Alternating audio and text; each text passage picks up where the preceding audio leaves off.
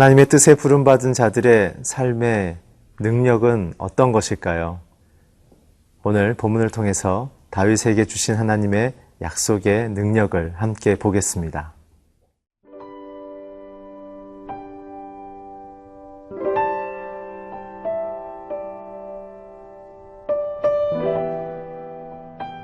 사무엘하 8장 1절에서 18절 말씀입니다.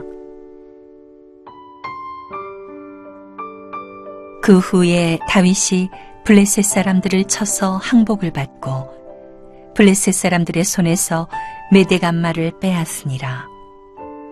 다윗이 또 모압을 쳐서 그들로 땅에 엎드리게 하고 줄로 재어 그 2줄 길이의 사람은 죽이고 1줄 길이의 사람은 살리니 모압 사람들이 다윗의 종들이 되어 조공을 드리니라. 르홉의 아들 소바왕 하다데셀이 자기 권세를 회복하려고 유브라데 강으로 갈 때에 다윗이 그를 쳐서 그에게서 마병 1,700명과 보병 2만 명을 사로잡고 병거 100대의 말만 남기고 다윗이 그 외의 병거의 말은 다 팔의 힘줄을 끊었더니 다메섹의 아람 사람들이 소바왕 하다데셀을 도우러 온지라. 다윗이 아람 사람 2만 2천 명을 죽이고 다윗이 다메섹 아람의 수비대를 두매 아람 사람이 다윗의 종이 되어 조공을 바치니라. 다윗이 어디로 가든지 여호와께서 이기게 하시니라.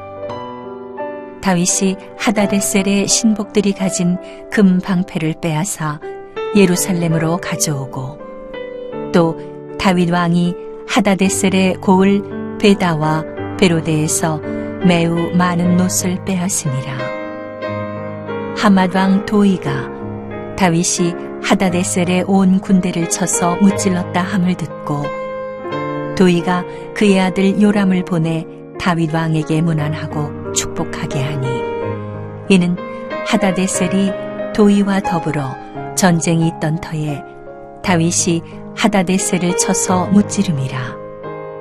요람이 은그릇과 금그릇과 놋그릇을 가지고 온지라. 다윗 왕이 그것도 여호와께 드리되 그가 정복한 모든 나라에서 얻은 은금 곧 아람과 모압과 암몬 자손과 블레셋 사람과 아말렉에게서 얻은 것들과 소바왕 르홉의 아들 하다데셀에게서 노력한 것과 같이 드리니라. 다윗이 소금 골짜기에서 에돔 사람 18,000명을 쳐 죽이고 돌아와서 명성을 떨치니라. 다윗이 에돔의 수비대를 두되 온 에돔의 수비대를 두니 에돔 사람이 다 다윗의 종이 되니라. 다윗이 어디로 가든지 여호와께서 이기게 하셨더라. 다윗이 온 이스라엘을 다스려 다윗이 모든 백성에게 정의와 공의를 행할세.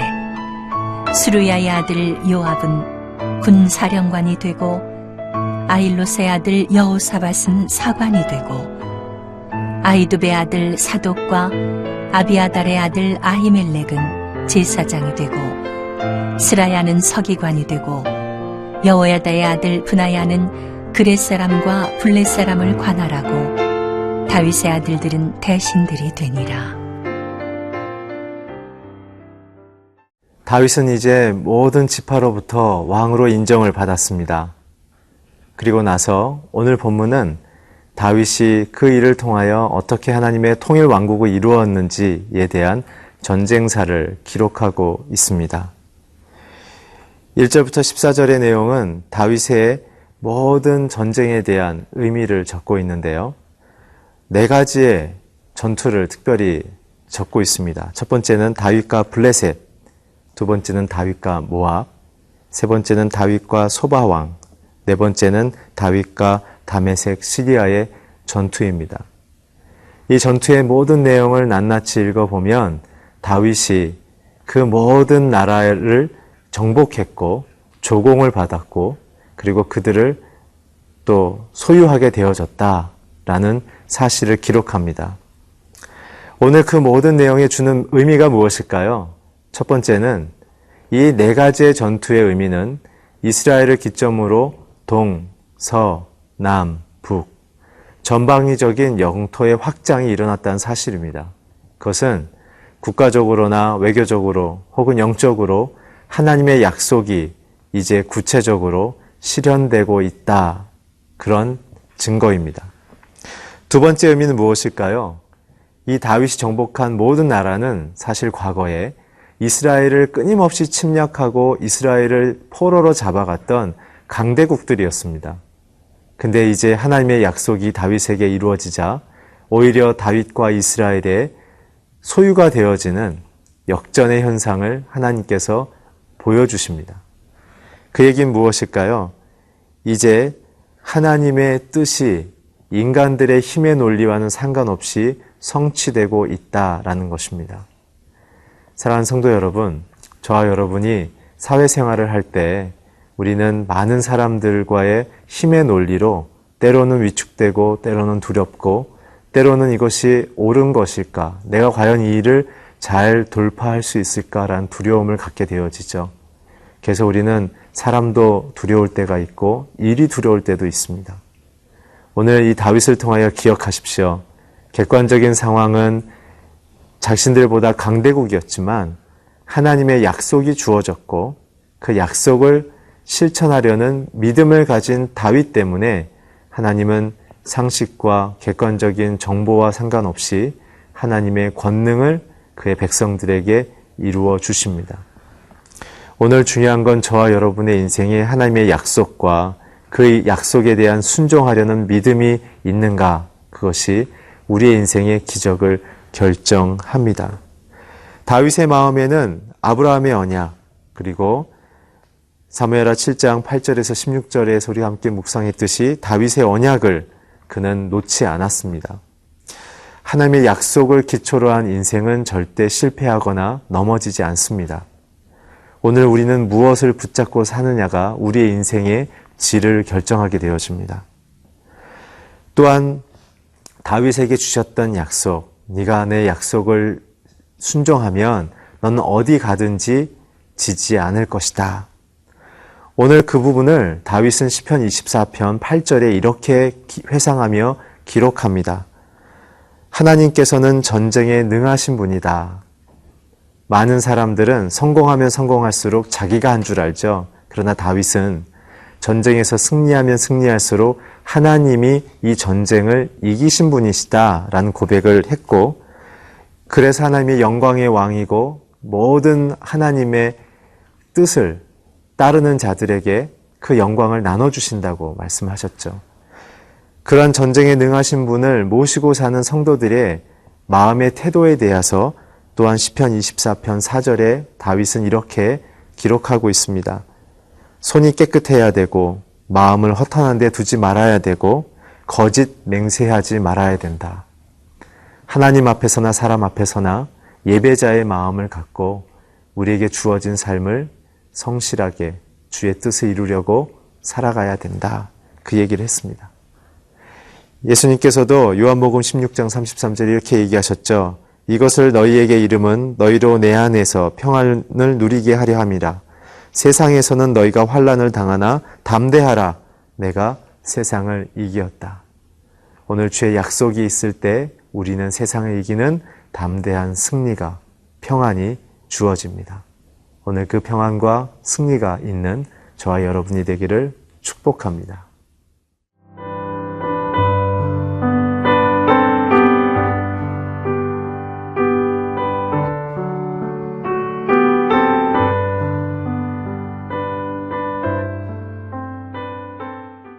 다윗은 한 사람으로 이기기 힘든 통일 왕국을 이루었습니다. 그 일을 이룬 다윗은 정작 자기의 힘이 아니라 하나님의 능력이고 하나님의 약속 때문에 그랬다고 다윗은 계속해서 기도하며 선포하고 간구하고 고백하죠. 오늘 그렇게 다윗이 모든 전쟁에서 하나님의 능력을 입어 승리하게 된 그 이유가 무엇일지 두 가지를 함께 좀 묵상했으면 좋겠습니다. 그 첫 번째는 다윗은 하나님의 이름을 늘 높이었습니다. 1절을 다시 보게 되면 1절에서 다윗은 하나님을 높고 위대한 하나님으로 고백하며 그분을 찬양합니다. 자신의 승리에 도취되어 있거나 자신의 능력에 자만하지 않고 오히려 그 일을 이룬 주체와 그 모든 일의 핵심은 하나님의 약속이고 하나님의 능력의 성취라는 고백을 늘 했던 다윗. 그것이 하나님의 능력이 다윗으로부터 떠나지 않았던 가장 중요한 요인이었습니다. 많은 사람들은 하나님의 이름을 빌려 일하죠. 사역하죠. 말씀도 가르칩니다. 그러나 그 마음속에 정말 하나님의 영광을 구하고 그 능력이 드러내기를 소망할 때 사람들에게 성령의 역사와 사회의 변화와 모든 가정의 회복이 일어나는 줄 믿습니다. 오늘 우리는 우리의 마음속에 하나님 외에 다른 것을 우선순위로 잡고 있다면 우리의 우선순위를 점검해야 합니다. 왜냐하면 하나님 외에 다른 것을 높이는 사람을 하나님은 절대 사용하시거나 부르시지 않습니다. 오늘 우리의 인생에 가장 위대한 일이 있다면 무엇일까요? 그것은 하나님을 생각하는 일입니다. 우리의 인생 속에 가장 위대한 일이 있다면 무엇일까요?